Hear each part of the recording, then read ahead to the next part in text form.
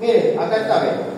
Los factores causantes relacionados con úlcera péptica y otras causas más raras, incluso caparazos, astrenoma, hipersecreción ácida, la irradiación, todo eso. Ahí está. ¿Cuál es el factor más frecuente relacionado a úlcera péptica? Aines y helicobac. Los dos constituyen el factor más frecuente relacionado a úlcera péptica. Ya, miren, este es el resumen de la enfermedad úlcera péptica, lo más importante. Saben ustedes, les expliqué que había factores defensores, factores agresores, ¿verdad? Muy bien.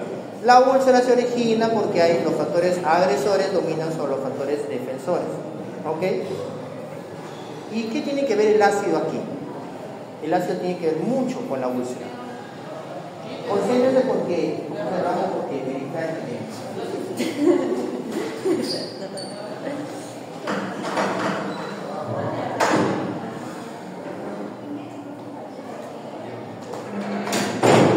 necesito su concentración unos 5 minutos porque terminamos.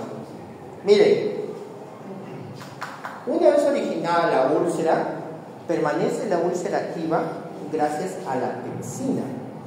Por eso se llama úlcera péptica, por la pexina. ¿Qué es lo que ocurre usualmente en una herida? Los factores de las plaquetas, efecto vasoactivo, después siguen los factores de coagulación, ¿cierto? En toda herida ocurre lo mismo y después la cicatrización, ¿cierto? Muy bien. En la úlcera del estómago, porque los factores agresores están más representados por los factores defensores, ocurre la úlcera. Pero si tú tienes un estado de coagulación y cicatrización normal, ¿qué va a pasar con esa herida? Debería cicatrizar, como todas las heridas del cuerpo, ¿verdad? ¿Por qué no cicatriza en el estómago? Porque hay un factor agresor. Por el ácido clorhídrico. No. Por un factor agresor. Por la pexina. ¿Qué es la pexina? Es una enzima que degrada la pexinógeno. Las proteínas. ¿Ya? ¿Cómo si estuvieran una herida acá? Muy bien. Vienen los factores de coagulación, vienen las proteínas. Pero si yo le echo una sustancia que degrada el efecto cicatricial, ¿cómo va a estar la úlcera? ¿Activa o va a cicatrizar? Activa, ¿verdad? ¿Por qué? Porque estoy colocándole algo que lo va a cicatrizar, pero a la vez estoy colocando la pexina, naturalmente el estómago lo va a degradar. O sea, no va a cicatrizar. Muy bien. ¿Pero de dónde deriva la pexina? Del pexinógeno. ¿Cuál es el factor que convierte el pexinógeno en pexina? El ácido clorhídrico. ¿Ya? Muy bien. Si yo tengo ácido clorhídrico, el pexinógeno pasa a pexina, la pexina degrada y no deja que se coagule, no deja que se cicatrice la úlcera. Entonces, ¿cómo actuarían ustedes farmacológicamente? Inhibidor de botones. Inhibiendo la conversión de pexinógeno en pexina. Si yo inhibo esta conversión, ya no va a haber pexina. Si ya no va a haber pexina, ¿qué va a pasar? La úlcera va a cicatrizar normalmente. ¿Quién inhibe el ácido clorhídrico? El inhibidor de botones. ¿Por qué yo debo dar entonces?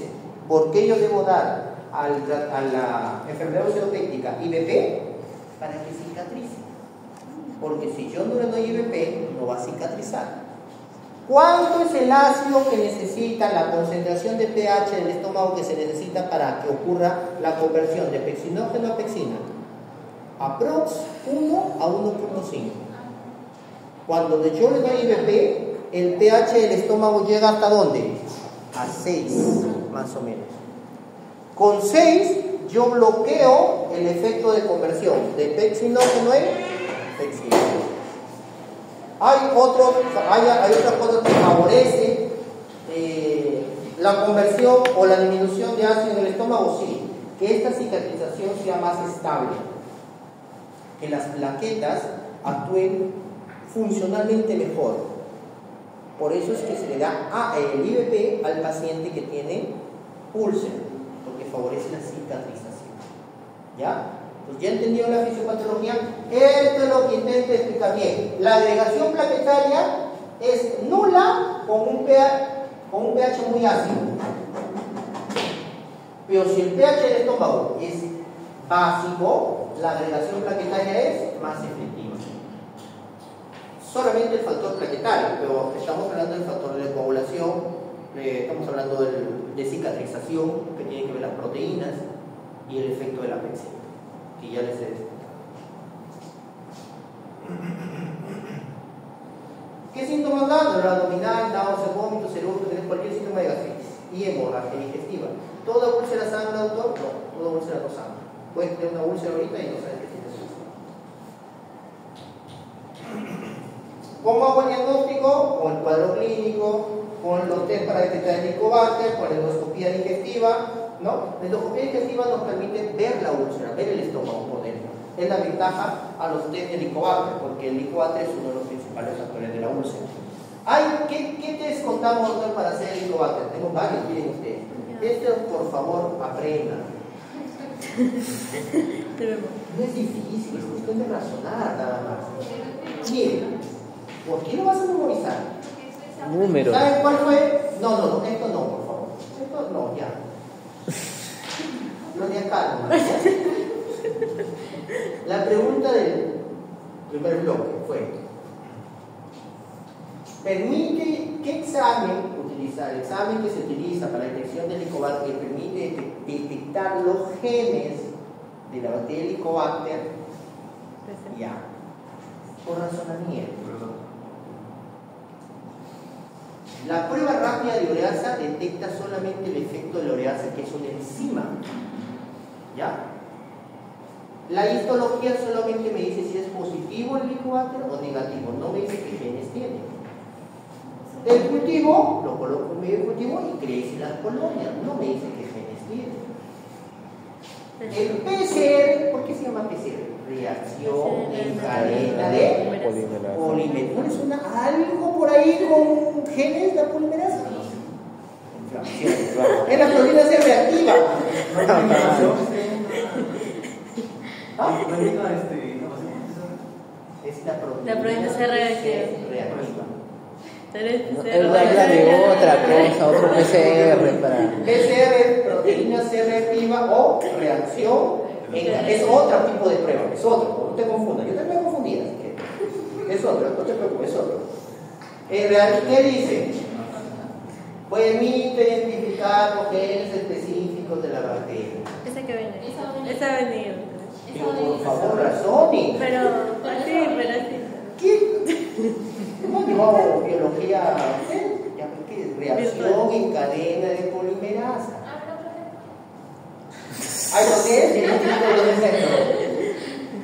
Bien, por ejemplo, ya. Yo te digo. A ver, vamos a ver. La que va a venir. No me acuerdo.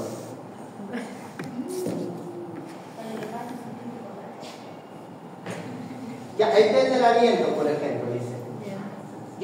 Yo te digo, ¿no? Tiene una excelente sensibilidad y especificidad, pero necesito suspender los IVPs para poder realizar el estudio diagnóstico del Helicobacter. Esta es la definición del test del aliento. Este es el test del aliento. ¿Dónde dice eso? Mire, ¿cómo dice usted otra vez? Sí, lo cambia. Sí, usted lo cambia. De ahí de 3 semanas se lo pone un mes. ¿Y un mes no es más que 2 semanas? No, pero bueno, continuemos mejor.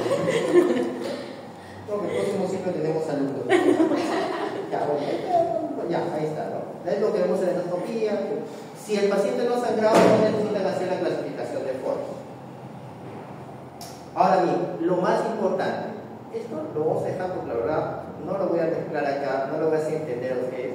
Es un poquito complicado. El tratamiento para Helicobacter pylori, ¿en qué se basa? Se basa en IVP, dos antibióticos, que puede ser, miren ustedes, tetra, metro, amoxi, levo, claritro, bueno, en fin. Hay distintos esquemas a gusto del cliente. ¿De qué depende? Si el paciente es alérgico a la amoxicilina, por ejemplo, si ya ha tomado un primer esquema, si ya tomó este esquema, ¿qué otro esquema le puedo dar? Paso al siguiente. Si ya tomó otro esquema, pues bastante. Esto no es nada, estos son propuestas de guías clínicas, pero generalmente lo que sí, en todo tratamiento, como mínimo son 2 antibióticos, el IVP, y en la actualidad se asocia al uso de bismuto, ¿ya? Al uso de bismuto. Ya tienen sus nombres de acuerdo, por ejemplo, cuádruple con bismuto, triple con claritromicina. ¿Eso sí es de memoria? No, a ver. Para la vida. Para la vida. Muy bien, en el paciente de hemorragia inyectiva se le encontró el Helicobacter, ¿ya? Y es alérgico a las penicilinas. Por ejemplo, miren, si fuera alérgico a las penicilinas, si yo te digo, es un paciente alérgico a las penicilinas, ¿tú crees que la alternativa, vas a marcar una alternativa que tenga amoxicilina? No, pues. Sí, piensa. Muy bien, ¿cuál creen que sería entonces el esquema adecuado para nosotros? La primera. ¿Qué dice acá? Y nunca ha Recibió recibido tratamiento Helicobacter pylori. No me vayan a decir las de abajo. No, la primera es la Cuádruple con bismuto. Esta de acá. Una de las opciones que puede ser. ¿Ya? Una de las opciones. ¿Por qué le doy, doctor? El pH disminuye la actividad de la amoxicilina, claritromicina. Ya tomo. ¿Qué hace el pH ácido del estómago? Miren, si yo le diera a mi paciente tratamiento con antibióticos sin bloquear el pH, ¿qué pasaría? La amoxicilina que la limpio y luego no actúa bien. Yo tengo que bloquear el efecto del pH, o sea, que darle un IVP.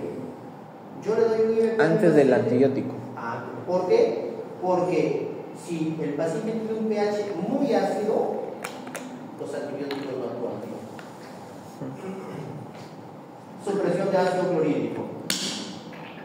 ¿Qué pasa? Disminución del volumen de producción de antibióticos con mayor. No voy a preguntarles porque esto ya para razonamiento, pero en algún momento les explicaré. Muy bien.